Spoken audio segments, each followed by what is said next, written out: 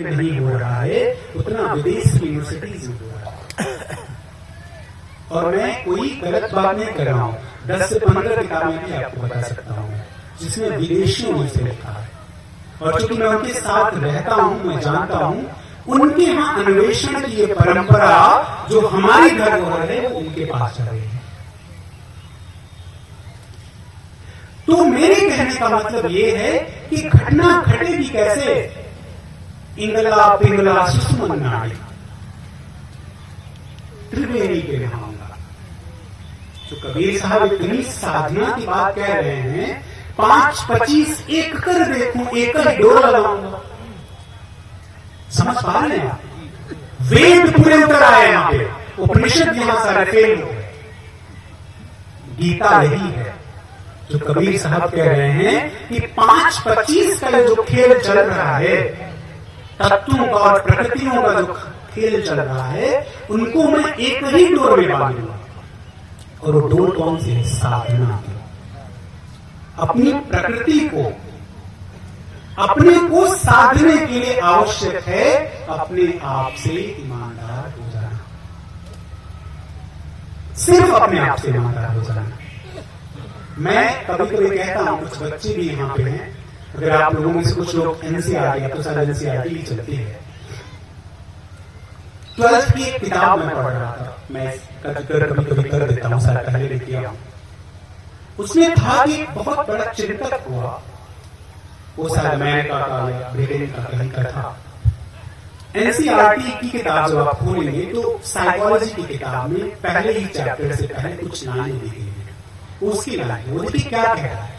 वो कह रहा है कि जब मैं यंग था, जवान था, तब मैं क्या करना चाहता था? पूरे विश्व को बदलना चाहता था। जब उम्र थोड़ी ढली तो मुझे लगा विश्व छोड़ो, कम से कम अपने देश को तो बदल ही सकते हैं। उसने कहा अब थोड़ी उम्र और जब बढ़ी, समझदारी और बढ़ी, तो मुझे लगा अब देश को बदलने से रहा, कम से कम अपने जिले को बदल लेते हैं, अपने जिले को बदल लेते हैं।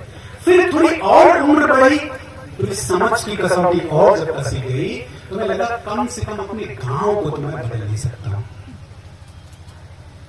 और वो कहता है कि आज मैं मृत्यु की सैया पर लेटा हूं और आज मुझे लगता है कि इतना समय जो मैंने गवाया, काश मैंने अपने आप को बदल लिया होता। एक ही साधे सब सधे, सब साधे सब जाए, जैसे सींचे मूल को शाखा पत्र रखा है। हम आज क्या करते हैं? पर उपदेश कुशल बहु देंगे। पिता होने पर हम अपना कर्तव्य समझ लेते हैं कि बच्चों को उपदेश दें। पिता होने का मतलब है करके दिखाना, मां होने का मतलब है करके दिखाना, गुरु होने का मतलब है करके दिखाना। तो मैं सिर्फ इतना ही कहना चाहता हूं कि अपने आप पर ही ध्यान रखिए, अपने को सुधारते रहिए। आप देखेंगे कि आपके आसपास की चीजें खुद ब खुद बदलने लगेगी, खुद ब खुद एक दिन वो परिवर्तन आने लगेगा। अपने पर विचार करेंगे तो ईर्ष्या भी खत्म होगी, घृणा भी खत्म होगा, अप्रेम भी खत्म होगा, विरोध भी खत्म होगा। लेकिन ध्यान जब अपने पे दिया जाएगा तो स्वयं की साधना करनी है। समय शायद मेरा हो गया है, अपने की साधना करनी है। अब बात यह आती है कि अपने की साधना का क्या मतलब है। हम कभी पंछियों के मन में बड़ा विरोध भी रहता है, कहते ना आंख क्यों मूंद रहा है। तमाम ऐसे मित्रगण मुझे मिले जो साधु ही हैं, तो क्या बात कर रहे हैं, आंख मूंदने की क्या जरूरत है। और बड़े प्यार से वो कोट कर देते हैं कि आंख न मूंदू, कान न मूंदू, काया कष्ट न डालो। कबीर साहब ने कहा कि आंख क्यों मूंदना है, कान क्यों बंद करना है, काया कष्ट क्यों लेना है। खुले नैन से हंसी हंसी देखो, सुंदर रूप निहारे। अब एक बात बताइए कि एक प्रश्न आता है ना, सबसे पहला प्रश्न कि बात तो ये कबीर साहब की है, आप कबीर साहब हैं क्या? कबीर साहब की बात तो कही, अगर किसी को बुरा लग रहा तो मैं पहले माफी मांग लेता हूं, सच कहने को तो ऐसे ही पता है।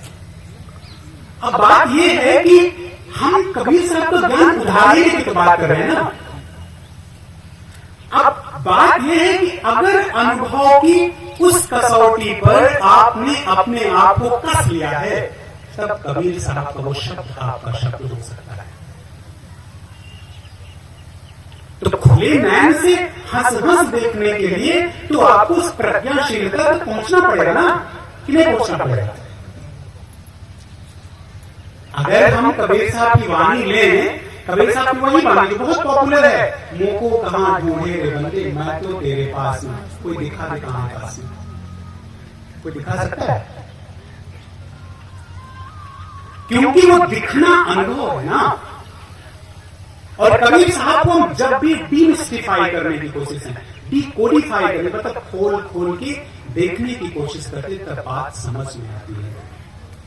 ना मंदिर में, ना मस्जिद में, ना कावे कैलाश में, खोजी हो तुरंत मिल जाऊं एक पल की तलाश में। कहीं जाना नहीं है, लेकिन सबसे पहला क्वेश्चन है, आर यू ट्रू सीकर? क्या आप एक सच्चे खोजी हैं? जो कबीर साहब ने कंडीशन दी ना, खोजी होत तुरंत मिल जाऊं, क्या आप खोजी हैं? अगर खोजी है तब कहीं जाने की कोई जरूरत नहीं है। ऐसा नहीं कि तब मंदिर जाने लगी, मैं विश्लेषण की बात कर रहा हूं। उस खोजी होने के लिए यात्रा करनी पड़ती है। बहुत खूबसूरत कहानी आती है, पल भर की तलाश में वो पल खुद क्रिएट करना पड़ता है, कमाना पड़ता है। 60 साल की नौकरी के बाद रिटायरमेंट पे 10-15 लाख रुपए, 20 लाख 50 लाख मिलते हैं ना। 60 साल तो मेहनत करनी पड़ती है ना। दरोगा जी हमारे रिटायर होने वाले हैं, अब उनको जब मिलेगा 15-20 करोड़ तो मजा आएगा, क्योंकि 60 साल में उन्होंने जो इसमें कमाया हुआ है। अब देखिए इस बात को समझिए, कबीर साहब उसी बात को कह रहे हैं कि खोजी होत तुरंत मिल जाऊं पल भर की तलाश में। एक बहुत खूबसूरत कहानी है, मेरे गुरु जी सुनाया करते थे। उन्होंने कहा कि किसी गांव में एक नवयुवक रहता था। बोल तो नहीं मैंने आप लोग? उस नवयुवक ने एक दिन डिसाइड किया, निश्चय किया कि मुझे अपना गुरु पाना है। एक गुरु बना, यंग था, बहुत बुद्धिमान उस समय तक नहीं था। उसने सोचा क्यों ना किसी बुद्धिमान व्यक्ति से बात की जाए कि अगर गुरु सामने हो तो पहचाने कैसे। तो गांव के बाहर गया, कोई पीपल या बरगद का पेड़ था, कोई महात्मा जी बैठे थे। हम लोग महात्मा जी को सबसे ज्यादा बुद्धिमान मानते हैं। तो महात्मा जी के पास गया, उसने महात्मा जी से पूछा कि हमारा मार्गदर्शन करे, मुझे सच्चा गुरु चाहिए। लेकिन अब प्रश्न ये है कि मैं उस सच्चे गुरु को पहचानूंगा कैसे? तो उन महात्मा जी ने उसे कुछ चीजें बताई कि हो सकता है उनके बड़े बड़े बाल होंगे इस कबीले जैसे, सफेद कपड़े पहनते होंगे, तिलक उलक लगाते होंगे, मूंछ दाढ़ी बड़ी, जो भी इसने बताया। उस महंत जी ने, उस साधु जी ने कुछ तरीका बताया, ऐसा कोई व्यक्ति आएगा तो आप उसे गुरु बना लेंगे। और शायद ये भी कहा कि उसके साथ बैठने में, उसकी बात सुनने में अगर सुकून मिले। अब वो चल पड़ा, युवा व्यक्ति होता है वेग में, युवावस्था में तो बहुत जल्दी डिसीजन ले लेते हैं, झूला टांगा चल पड़ा। थोड़ा वो उसके अंदर की दृढ़ता थी, खोजने की थोड़ी शक्ति थी, उसने खोजना शुरू किया। जिससे भी मिला, कहते हैं करीब 20 से 25 साल तक वो यात्रा करता रहा। जहां भी सुनता कि फला साधु है, फला गुरु है, वहां पहुंचता। कोई बता देता कि किसी लाइब्रेरी में जाओ, वहां इस पुस्तक में ऐसा कुछ ज्ञान मिल जाएगा, तो उसने किताबें नहीं पढ़ी। मंदिरों में गया, मस्जिदों में गया, गुरुद्वार में गया, टहलता रहा। 30 साल बीत गए। कितने साल? 30 साल बीत गए। अब वो एक दिन फ्रस्ट्रेट हो गया, निराश हो गया। और निराश किस बात से हो गया कि 30 साल मैंने अपने जीवन के गंवा दिए और 30 साल में वो हमें मिला नहीं। क्या किया जाए?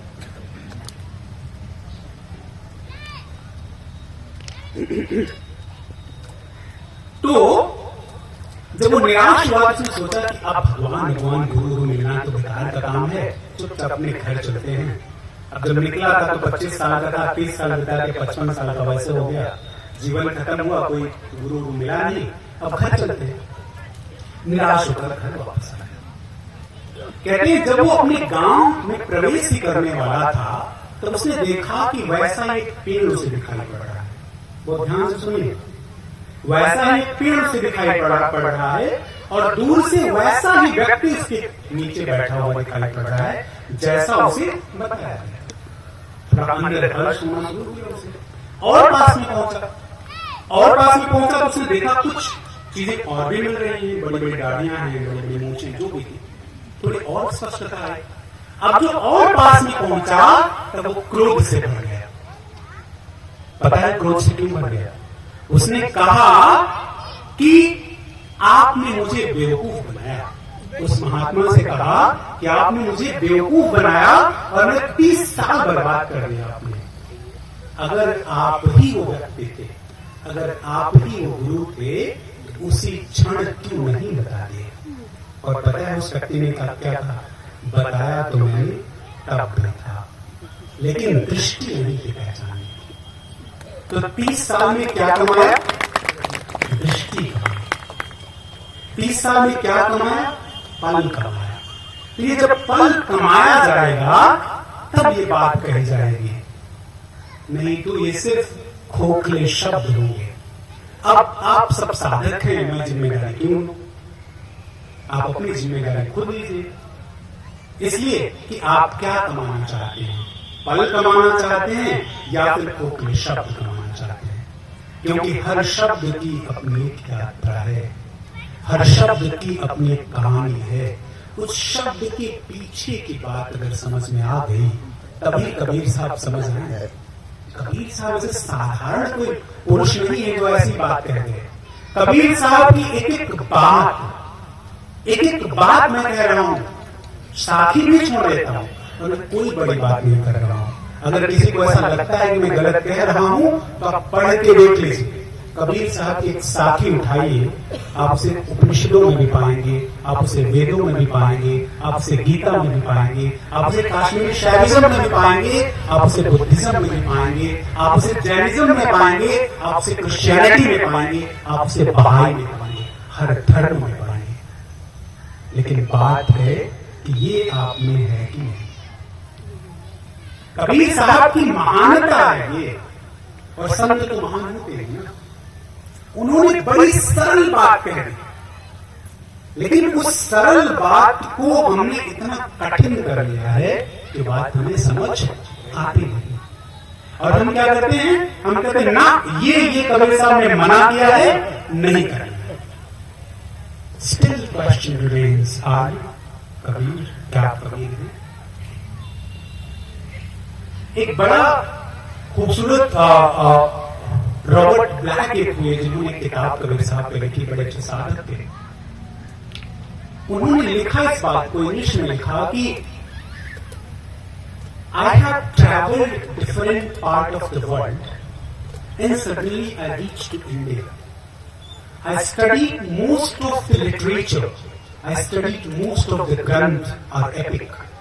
Finally, one day I encountered to a very simple sadhak, very simple man, and he was Kabir. उन्होंने कहा कि दुनिया की यात्रा मैंने करी, दुनिया के शास्त्र पढ़े, भारत गया, भारत के सारे शास्त्रों को मैंने अध्ययन किया। अंग्रेज पढ़ते बहुत है, सबको पढ़ा। एक दिन अचानक एक संत से मुलाकात हुई, मतलब संत की वाणी से मुलाकात हुई, और वो कबीर थे। मैं अपनी बात नहीं कह रहा हूं, मैं पेज नंबर तक बता सकता हूं आपको अगर चाहिए होगा तो। उन्होंने कहा कि जिस दिन कबीर साहब को मैंने पढ़ा, उस दिन ये बात समझ में आई कि वास्तव में दुनिया का जितना ज्ञान है उसे सरलतम रूप से कोई कह सकता है तो संत कबीर है। मैं इसलिए नहीं कह रहा हूं कि मैं कबीर पंथी हूं, मैं अन्वेषण के बाद ही बात कह रहा हूं।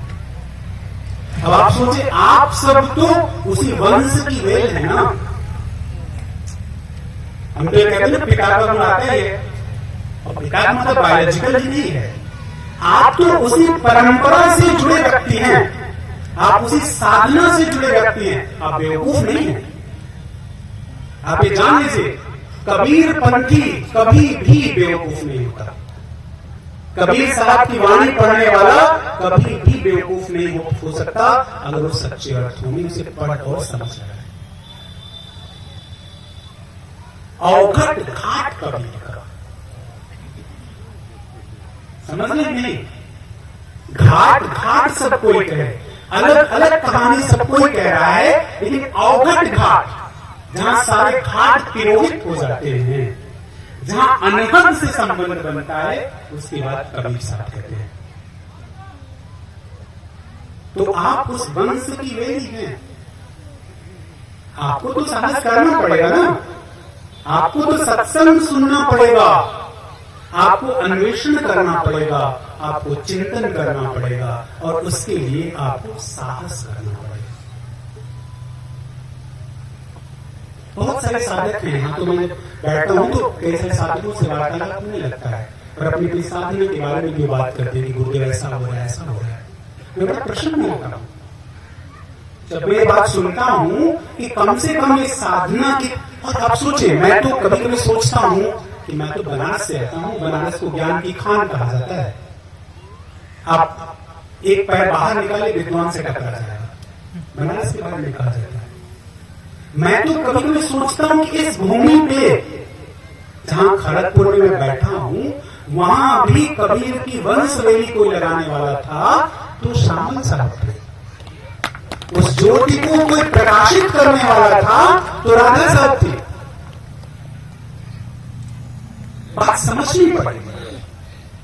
तो मैं सिर्फ इतना ही कहना चाहता हूं कि जीवन में अपने आप को समझिए, अपने आप को साधिए, और उस साधना को और सघन बनाते जाइए, जितना सघन हो सकता है। आज की समय काफी है, नहीं तो लोग थोड़ी साधना भी करते, लेकिन आज साधना नहीं करते हैं, बस एक, क्योंकि मैं अपनी बात जितनी कहा हूं उसे डाइजेस्ट करने के लिए घड़ी से सिर्फ 5 मिनट का साइलेंस। आप आंखें